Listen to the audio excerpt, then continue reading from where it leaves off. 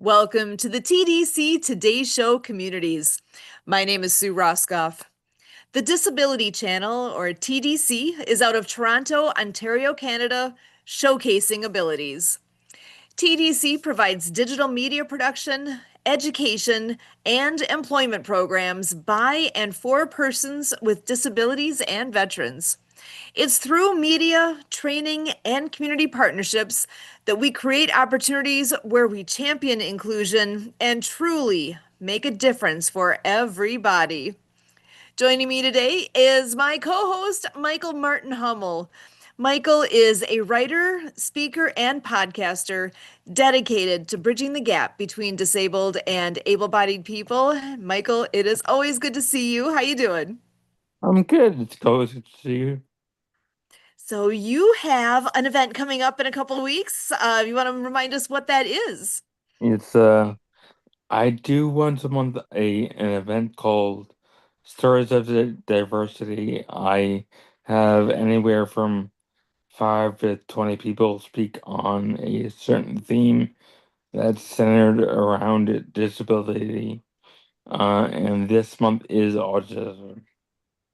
And autism is a great theme. It is, I'm curious how many speakers you're going to end up with because that is a big theme and there's uh, so much information out there and so many great things to share. This is going to be wonderful. I'm excited for that. And what is the date of the event? The 30th of this month So May 30th, 2026. Stay tuned. at, Stories at of 12 Diversity. at 12 noon Start Pacific. starting at noon Pacific. Perfect. Excellent. Thank you so much, Michael. And I know you've had a little sneak peek with me here. We have an amazing guest joining us today.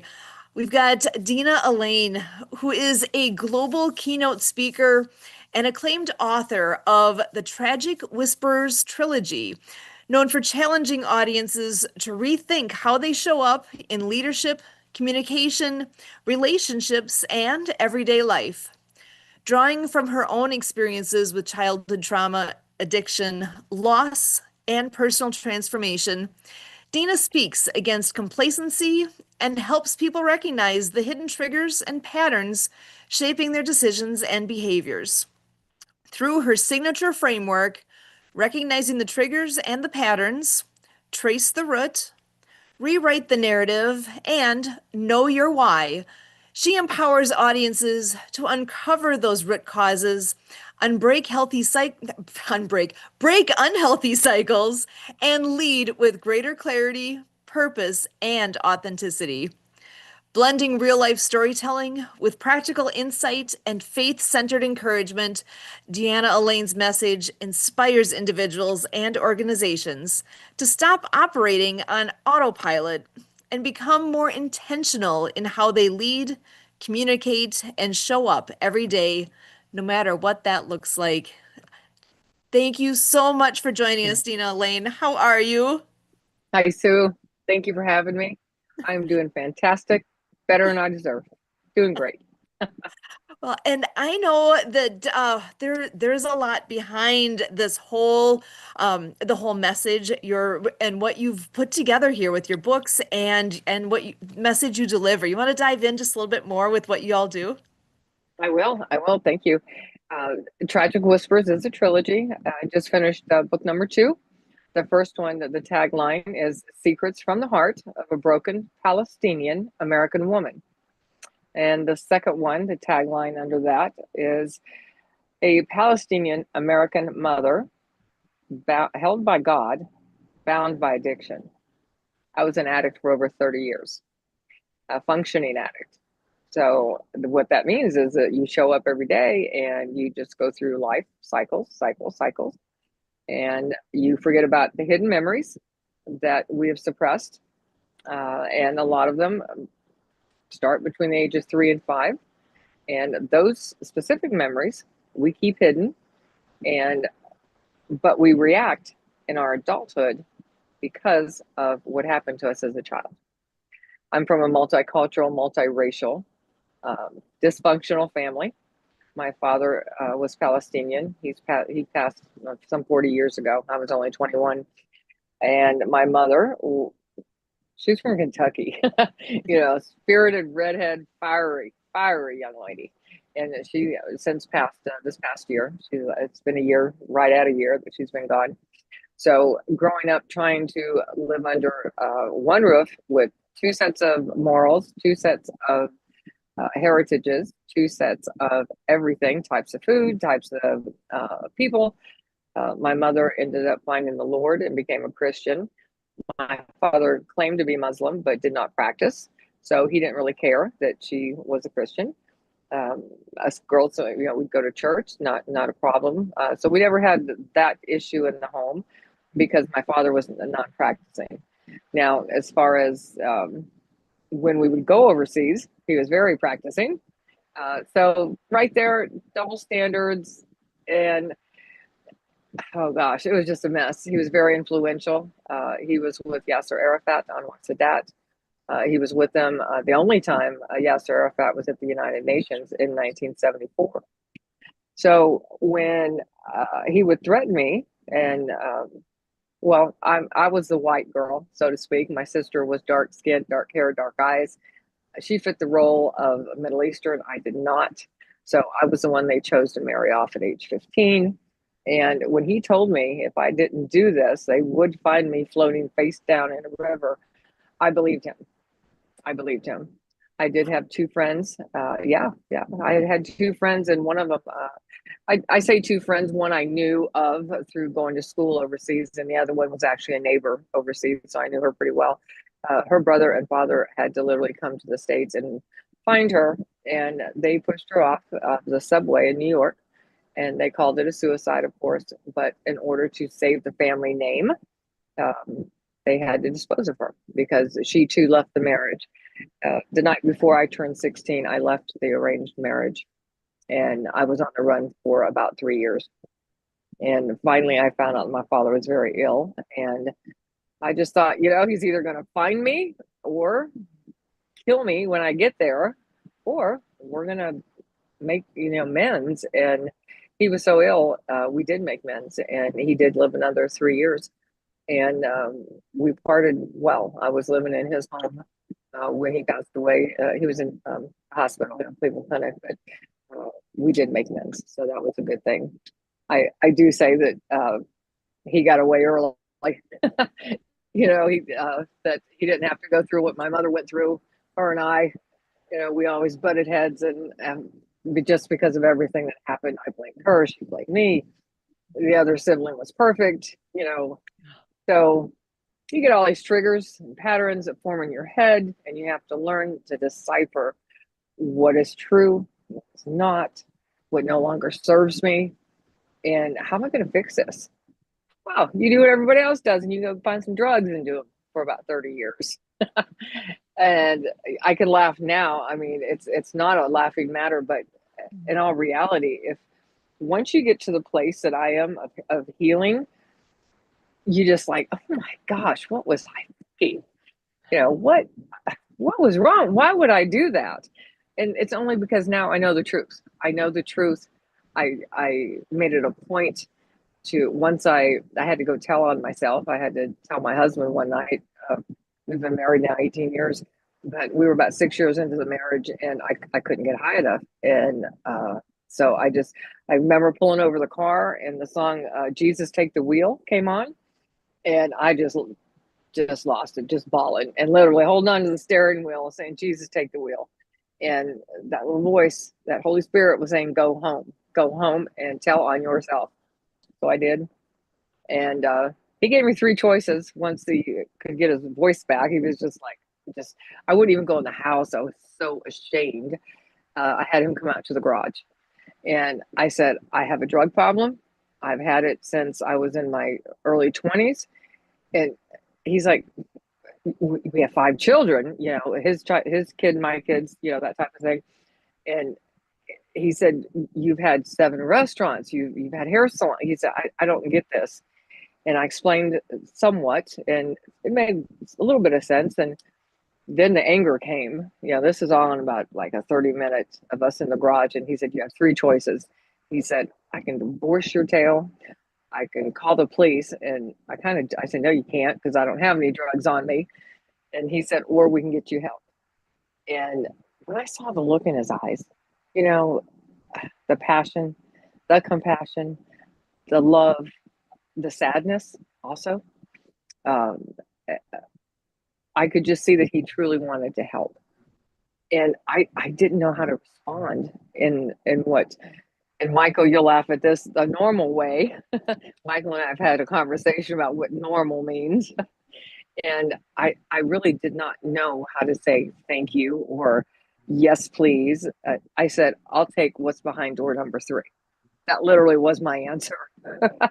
And I mean, he accepted it. And within 4 days, he called and they flew. We were in, where were we? We were in San Antonio at that time. And his work took him there. And within 4 days, I was in California and a recovery. And they told him, don't let her go, let her stay inside. And he did. He babysat me. And I had to detox off of, a few depressants. And because when you're on cocaine for 3 or 4 days, then you crash and burn and go to sleep for 3 or 4 days. And then you have to wake up again. It's just a cycle. It was exhausting, exhausting. But I didn't know what else to do because all these memories would come back and they would just haunt me. But until I realized and surrendered it, literally surrendered it, then your clarity starts coming because you start thinking of the memories that, let's talk about memories for just a minute. Okay.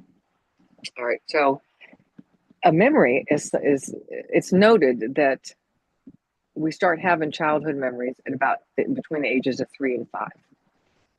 A lot of people think back, their first childhood memory was, and this is what I used to think. I could tell you straight up, my first childhood memory, I was in the 4th grade and it was right after lunch, and Teresa and Jamie, we were supposed to hang out together. Well, they snubbed me and I didn't know why. And when I went to, go to their little group, they were laughing and giggling and just made me I was so humiliated, I just wasn't part of the cool kids club, I guess. Well, I always thought that was my first like traumatic childhood memory. Once I started really diving in and calling and did some therapy and talking to God and, just really searching for that first traumatic memory, it was when I was about 3.5, 4. And my mother was once again leaving my father. And it was a very dark night. And I can remember having this vision in my head before I even remembered the memory of it, of this red brick apartment, like a 2-story. And I always wondered, I wonder why I dream about that. It's like it was just a dream, random dream, right? So this was a house that she had taken us to her friend's house to run away from my father. Again, they were fighting. My father had owned a bar. She was a barmaid. So, with that goes a lot of drinking. And so whatever it was, he set her clothes on fire that night, I think it was. But we went to this woman's home and he was looking for, and he was yelling outside in the rain, thundering, lightning. That alone is enough to scare the chicken out of a kid. Right. And so I can remember him saying, Rhoda, I'm going to kill you. Bring my daughters to me. And my mother's friend had us go out the back door down the fire escape and hide under, in those wrought iron stairs, so there's no covering, but we all were scrunched down, my sister and I, my mother with her arms around us. And gosh, that was the first night or first time I actually knew what fear looked like. And I actually saw survival through my mother's eyes. What mixed emotions is that? Wow. And yeah, so that was the template for my life. Running, hiding, married, divorced. Keith, God love him. We've been together 18 years. He's my 6th husband. One of those marriages were arranged, of course, when I was 15. But still, doesn't, still, I could not keep a relationship. I had to look at the common denominator, me. Now, was I seeking people that was like my father? Of course. I was looking for love. but I didn't know what that was. So I was messing it up. Not that I was doing wrong things in the marriage, it was I was mating with the wrong person. Had some beautiful children. They're all, thank you, Jesus, they're all great. All but one is an entrepreneur and they're doing their own deal. One's in wellness and one's in culinary arts. So they've all stabilized. And they say that they're the ones that told me, and I said this to you earlier, our scars are our empowerment. And they're like, Mom, once you told us what was going on, oh my gosh, we had no idea. And once you work through these things, and we talked about triggers and the patterns that you do, and if we could control when those triggers came up, that'd be great, but it's more like a whack-a-mole. They come up, pop them down, So just going through all of that, if we can just become a bit more aware of what, because we have that gnawing inside of us, we have those moments that we're like, what is wrong with us? My mother would say, well, why can't you be normal? And I've heard that so many times from her. I even got a keychain. I still have it. It says, why be normal? And I have it, I think, just to make me laugh, because Michael, we know that there's no such thing as normal, right? we had that conversation. So just going through everything that a person goes through. And then you start going through this healing and those memories come up and then the hidden memories. But the beauty of it is once you do surrender it and you do start looking for help, and sometimes it's going to be very uncomfortable because you do have to own what you did and your part in it. Now, could I have stopped doing drugs? Yes, sure. Because there would be 5, 6, 7 years I wouldn't do them, But then I'd let these memories, these triggers, hit me. And they're just not on a clock, and they're not prejudiced, they're not racist. They're just going to come. And you have to learn how to deal with them. And when you have to want to not feel incompetent anymore. Because you say, I would say, what's wrong with me? On the outside, I was a success. I had 7 restaurants and over a period of time. I was a hairdresser for 28 years. I had 4 hair salons. I had nothing to complain about except everything in my head. Okay. So who do you explain that to? Who do you even begin to explain that to? Certainly not your mother, because she was part of the problem. My father had already died. So the last thing you want to do is tell your children. And I'm at the end of the baby boomers, so you didn't talk about that. You really talked about if people got divorced. So who do you talk to? Well, you do have somebody out there. Everybody has somebody out there. A trusted friend, an elder in the church, if they belong to a church. There's online help. I mean, you can find any type of help that you need all day, every day, 24/7. And those that say they can't find it are just not looking in the right places. They need to contact me and email me. They can email me at dinalane at Gmail, or they can go to my website, dinalane.com. There are some tools there that they can start working on right now to help them right now. Because awareness is what's going to make you grow and want to grow. And it's going to help you realize that you're going to have to make some boundaries. And boundaries are for you.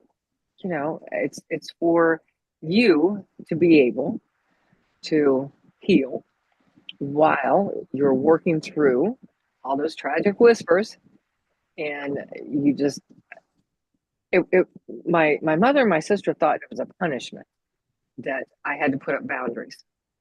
And once I did open communication again, it would be a 15-minute phone call. And I told them that, Mom, especially, your mother. It's like, how do you do that to your mother? Well, you do, you find the strength and the courage, because I knew that by doing this, the more I did it, the better I felt.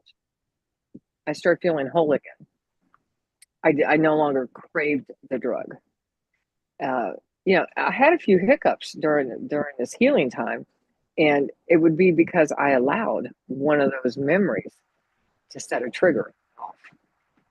But the more I became aware of it, the more I thought, the old me would, if there was a manual, I'd go get drugs. If this trigger came, you go get drugs. But it was, it just got easier and easier. And I mean, there was even a moment in time where I could taste it, I could smell it, and I think, my gosh, I'm going to have this hiccup. A hiccup is what addicts will say. As in church, sometimes people say you're backslidden. Um, we use the term a hiccup, and I had one or two hiccups, nothing traumatic or dramatic, either one, but enough to make me feel ashamed. So when I got through that, but I still would maybe sometimes smell it or taste it. And my husband, one year he traveled 47 weeks a year, so it's like nobody was there to babysit me. So I had to do this on my own. The kids had already gone. They'd left home already, and it's like, who's going to help me? And oh yeah, the Lord. He met me right where I was, and with all the grace I could ever ask for. And every time I got through one of those moments of, oh, thank you, Jesus, I did not go get drugs. I felt empowerment. And then I started understanding your scars are your empowerment. It's like all these things that we're taught. It's not just in a book. It's just not, in a manual. It's not just written down. It's something it's the truth. It really does work. So you set up your boundaries, and then once you get strong enough, then you start your forgiveness process, and that is amazing. And we've talked about this before. It's a commandment that we forgive. Mm-hmm. However, it's not a commandment that we reconcile, right? So you can forgive. And I used to think, when you say you forgive somebody, and it's like my mouth wants to, but my heart doesn't. But I really do understand that. And even more so in the last 18 months, my mother passed away this last year, but I had the honor of caring for her, a job I did not want to do. I fought it, and I even told my brother, I do not want to do this. And we had her at a nursing home, and we brought her back from Florida. She was in a nursing home, and he'd say, "You're the only one." The other sibling, there was. I mean, she had been even arrested for elderly abuse. So we had no idea what was going on. She was hiding it so well, and she still, bless her heart, she's homeless on the streets, addict, and so it having this time to actually forgive and really mean it was huge. My mother and I reconciled. She asked me to forgive her, and I did. I How could I not? When somebody, your mother says, "Please forgive me for not keeping you safe," and she meant it. In the past, she would say, "Well, what do you want me to do? Forgive? You want me to say, please forgive me?" I didn't do it. You're the one that, it's like, are we really doing this again, mother? This is why you have to set up your boundaries to and for those people that, are bringing this negativity towards you. But when I really understood, I mean, beside it being my mother, the sibling that's out there, I forgive her. I do. I will never probably ever speak to her again because that's my safety. Now, would I walk her into rehab holding her hand? Absolutely, 100%. That is my bottom line of how we would reconcile as far as communicating again. But I do understand what forgiveness is because and I don't feel pity. I feel sad for her. I feel sad because I know that she has gone through what I have gone through. We grew up in the same home. We each have different stories. She was the princess. She was Cinderella, and I was Cinderella. I was a housemaid. And she was the wicked stepsister. But we're full blooded. But now it's like the more I study it, the more I talk about it. That's why I started speaking and not just writing books. It's like It's not that books aren't important, they're very important because you really get the full story, when you're reading a book. But when I'm able to go up on a stage and talk to people, I'm talking to, even if it's 15 people, 10, 5 people, 2 people, it doesn't matter. I'm reaching a human being that perhaps can resonate and get something and understand that, what, it's not over. Your story is still going to be rewritten. And that's why you're healing, is to write it because you know your why. Drum roll. I mean, that's the whole story right there. And I just get so excited. It's just like, ooh, I could talk about it all the time. Oh, I absolutely love it. Mm. Such an amazing journey that you've gone Mm. through, and that you're here and helping others the way that you are and sharing in that is the value you bring is tremendous. And I can't imagine what the journey has been like, but that you're able to share that with us and help us to grow based off of your experiences. I really appreciate that. And so many are going to appreciate that and be able to grow from that too. I certainly hope so, because that would be just the best gift I could ever give, is from just helping people understand you don't have to be complacent. You can get out there, and whatever your world looks like, in your work world, in your home. I mean, we're some CEOs of the house, CEOs of Fortune 500s. It doesn't matter what you're doing or where you're doing it. It's how you're doing it, how you're showing up. And don't just accept it. Don't become complacent. And woe is me, and this is my life. No, no, no, no, no. Right. Fight it. You got this. God got you.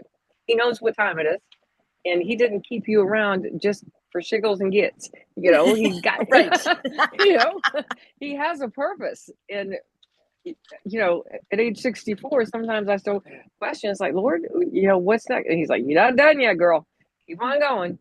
And that's what you do. You just keep showing up. You keep showing up. Oh, So, I love it. Well, and we do have another friend that's with us tonight as yes. well. Oh, I I'm want to go sorry. ahead and I didn't mean to. no, Like no. to say. There are so many things I hear from you that I know I hear from Marianne as well. Marianne of Waikiki is joining us, and she's also very much outward focused and helping others, and her website, actsofkindnessseries.com. Marianne, why don't you come on in and join us? And I'm going to go ahead and share right away. I have her book trailer available here. I'm going to go ahead and play that first, and then Marianne will be able to come on in and share a bit as well. So let me go ahead and pull this up first, and here it is.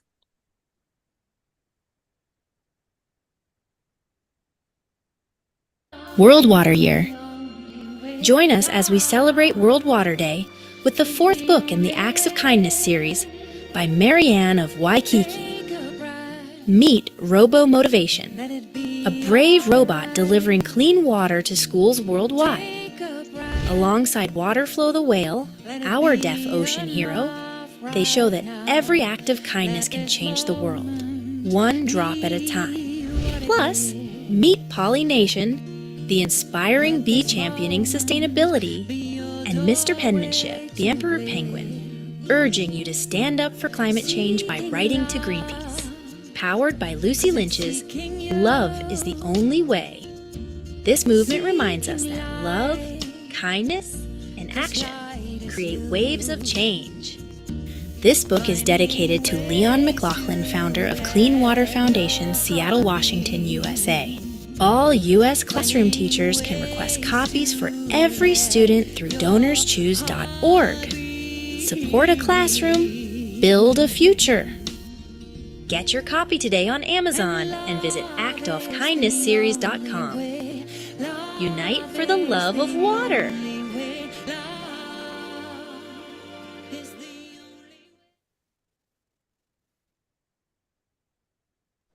Well, thank you so much, Sue and Kurt Roscoff, and our founders, Jay Stoyan with the Disability Channel. And every Saturday, we are showcasing this book because we have storyteller Santa Papa John reading Cool Acts of Kindness, and what a journey it's been. So we want to thank our sponsors such as On the Mark TV and Dr. Anthony Sorelli out of Texas, who is showcasing these book trailers in Denny's restaurants for us as well. So we have amazing team here doing great things that are happening. And yeah, you can visit the website www.actsofkindnessseries.com. And back to you. Excellent. And I know Kurt's joining us as well. I'm going to go ahead and bring him in and join our conversation. How you doing, Kurt? Absolutely fantastic. It's a great day. So I'm going to throw it your way for just a moment. I know you always have good things to share, so I'm going to go ahead and let you for the moment. All right. Well, the routine is I come from the Open Mind program, and tonight's rotation was a conversation with Sorrel, and Sorrel delivered quite well, and he was talking about inviting, kind of where people are at with inviting and how it ties into the mission of a group and belonging to the group and, I guess in some sense owning it as a part of the group. And so this got me thinking of, a trip you and I took, Sue, out to Virginia to go to one of the homes of Bob Safford, which was Ooh, one it's of a while ago. Yes. yeah, with Bob Safford of Citigroup, and that home was one of the homes of George Washington. So we go there, and it's a mix and mingle, and it's one that is part of a company development, a Citigroup and everything, and so it's meant to be able to meet with Bob and other leaders of the group and kind of mix and mingle with other people throughout the company that made it to this event at this house. And so there was a gentleman there talking to Bob, and this gentleman kind of leans on Bob conversationally and says, "Hey, Bob, if there was one thing that you would attribute that, you did right, or you just kind of, had to sum it up with just, one quick line, what drove your success?" You know, he kind of took it in a little bit and he came back with, you know, why me? Type of thing. And so then he explained what he was talking about. Is the other part of his answer would be inviting, because as he had these opportunities to do different activities, meet with different people, and things would kind of weave in and intermingle, and he found himself in circumstances where he'd have to transition from being with somebody and go to the next somebody, and so he kind of always considered the possibility of what if this person came along with him to the next person or to the next occasion. So he started making that a habit, saying like, why me? Why am I so special that I get to go to that next thing and not the other person or the other set of people? So he was constantly doing this along his trail, that when he figured he could get away with it, he would bring another person or other people along for the ride and always be introducing people. And so he was making that his response, that's kind of a significant part of his journey. And, so now coming back to tonight with Sorrel covering inviting, the result of meeting with Bob Safford on the ride home from Virginia, I came up with a whole mantra that I keep building upon called mastery of invitation. And as part of this practice, many people would say, and Sorrel covered it, as we were having this conversation, some people were talking about, how they would change the number of people they expected to bring to the open mind or to their church or to their company or to this or to that, and so the point was being made repetitively, pretty much along the lines of don't judge. Don't try to pre-qualify. Don't try to, be that voice that's screening for the other person. Just look at where your opportunity is to find out if they'd be interested to see what you're doing there and let them make up their own mind. And this crosses over to what I learned more about in the disability community, because with rallies and so forth, there'd be crowds of people with disabilities saying, "Nothing about us without us. Nothing about us without us." And stuff like this, and self-advocacy and self-determination and all these things that Sue and I learned about in the last dozen years, just absolutely amazing. And it opened up our minds and our souls and our hearts, and recalibrated how we continued on this journey in life, this opportunity to make the most of how we participate with over 8 billion people on the planet, and do what we do here on this show, showcasing abilities, television by and with people with disabilities and veterans. What an amazing thing that it took a guy like Jay Stoyan out of Toronto, Ontario, Canada, to kind of take his experiences with Fox and to translate it into a community organizing fashion and a social mission, a social enterprise, and do what he has been doing the last 15 years in the television industry. And based on what everybody taught me before I met Jay, I realized that that's the thing, because we did a radio show before this with River West Radio. So that became my story, as I recognized through radio, like, oh my gosh, disability advocacy radio, what a novel idea. Well, what about television? And then so I just mulled it over for a year and maybe pre-qualified my opportunities to go TV. But then we opened up to do Ability Fest. Then in my working on event planning, then through LinkedIn, I stumbled upon the Disability Channel. And, here we are today, 6 years later, still cranking away doing stuff. And through the Disability Channel, we met Michael, stuff like this. So it's just really amazing that when you break the silence and you speak up and you invite people into your life, what can happen? Hooray! Back to you, Sue. Well, and this is the TDC Today Show communities, and what a representation of community right here. I mean, Kurt, with what you were just talking about, and bring somebody with you.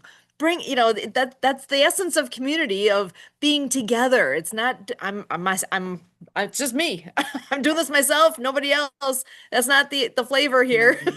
This is what can we do together. And with what Dina Elaine is talking about here, with what her journey has been and where she is now and what she's able to do to help others, what an amazing gift that is, and the community that surrounds that. uh, I love what is all together here. I appreciate what each of you bring. Actually, I'm going to pass the mic back one last time here for Dina Elaine. Any final thoughts you'd like to share with us tonight? Thank you, Sue. Am I muted? You're good. Okay. All right. Gosh, one final thought. Showing up every day the best way you can, no matter how it looks, is what's important. And that's going to be what brings you mindfulness and awareness. And it's going to help you process through that's holding you back. With that being said, I had to surrender it to the Lord. And without him, I could not have gotten it done. I couldn't. And God will meet you where you are. I can't say that enough. He will meet you right where you are with the grace that you need and the forgiveness. And you'll learn how to do all that. You'll learn how to forgive, how to move on, how to, 15 years ago, 16 years ago, nobody be telling me I'd be sitting here talking about, I am so glad that I was an addict and that I went through recovery, and my mother and my father, that's who I am now. As I said before, your scars are your empowerment. Am I sad that a few things happened the way it did? Of course, but I am so grateful now that I am able to speak up, break the silence. And we talked about that before. It's not break your silence, it's break the silence. Just break it. Start talking.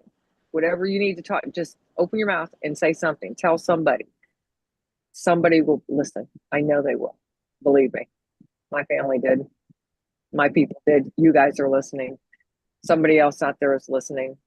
Whoever wants to contact me, my email, dinaelaine@gmail.com. is a website.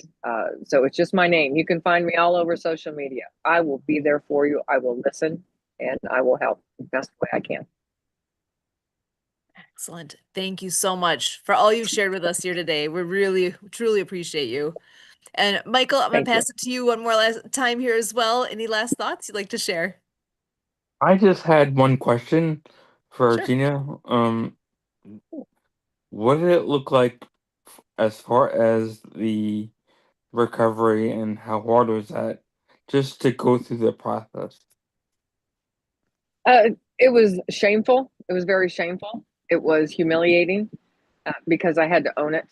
And probably, I don't know, maybe 5 years before that, I put myself in recovery and I put myself out in about 2 weeks because it's like, no, that means that I have to own that it was my fault, or I did this. So the biggest part of it was getting through the shame, the guilt, and the fear. And all of that will track back to a childhood memory, something that is very deeply hidden that made you react the way that you did. So it does get easier. It does. I promise you it does. And there's a lot of times you're like, I don't want to be here. I don't want to do this because you're comfortable. Even though you're in a toxic relationship, you're still comfortable because that's familiar. That's what you know. So was it easy in the beginning? No. Did it get a lot easier? Yes. And like I said, I'd hold anybody's hand at any given time. But if anything worthwhile is worth a little bit of effort and a little bit of pain and a little bit of prayer and a little bit of this. And it's like a recipe. It's like you're making this beautiful dish, an executive dish. And that dish is you. You're making you all over again. And you're going to rewrite your narrative because that addiction is not going to hold on to you. I've noticed that oftentimes you get addicted to comfort, whatever that looks like for you. You're not wrong. You're not wrong. That's right. Addiction comes in many forms. It can be in comfort. It can be in chaos. It can be in drama. It can be not wanting to leave the house. It can, addiction is not just a form of a substance. It can be in any form, in any form. And gosh, Michael, you hit it right on the head. Some people just don't want to leave the house. They get too comfortable and they just want to stay complacent. They're fine where they are. Everything's fine. And there's some people at a realtor company I'm actually going to be speaking to, and the reason they're bringing me in next month is because even though they're hitting their numbers, they can do better.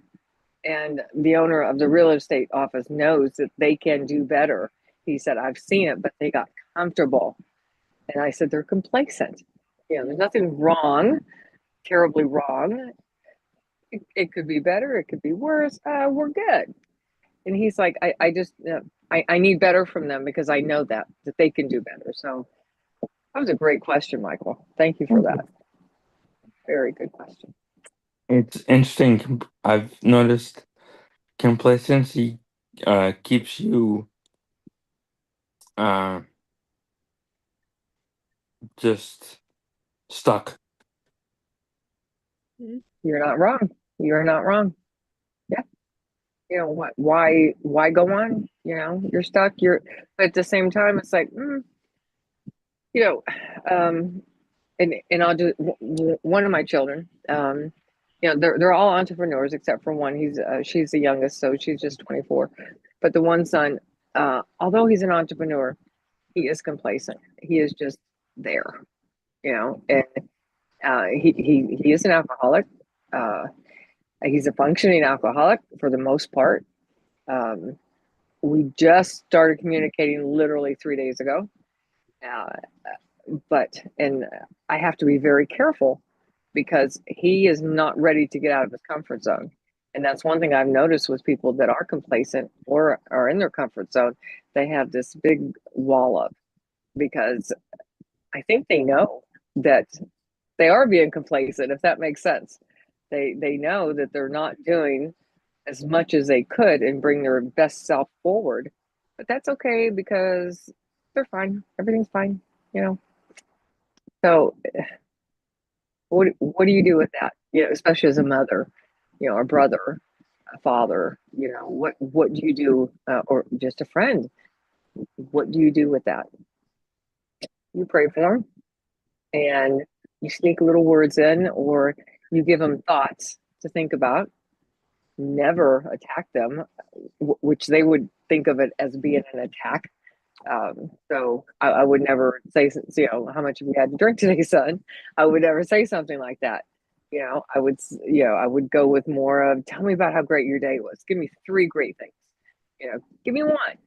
So, you know, that's kind of how you work around it. You make them start thinking about it. If that makes sense. Does that make sense? Yeah. Yeah. I love it.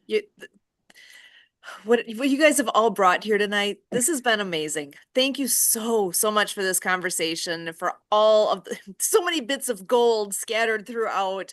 This is absolutely wonderful to have this community. And again, TDC Today Show communities. That's what it's all about, coming together, helping each other out, and doing the best we can for one another. And we all improve as we go. We do the best we can. None of us are perfect, you know, that's part of it, and accepting that of ourselves, but always wanting more. I know that's where I'm always wanting more. But Mm-hmm. having that help in getting there and getting to that next step of what we each need. Thank you so much, Deanna Elaine, for what you do. Marianne, Michael, Kurt, My what a pleasure. great day this has been. Thank you so much for all of us here with the TDC